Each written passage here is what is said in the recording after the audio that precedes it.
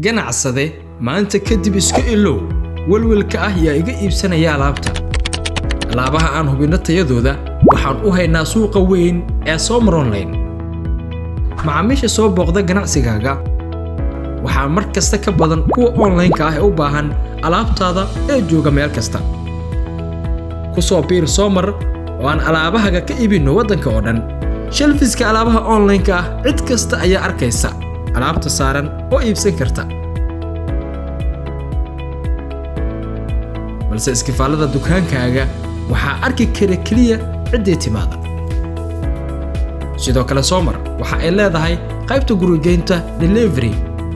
oo macaamiisha ugu geysa alaabaha ay iibsadaan gurigooda wadanka oo dhan safe gareyso waqtigaaga iyo lacagtaada oo hadda ka adeego Soomar fadhigaaga ku adeego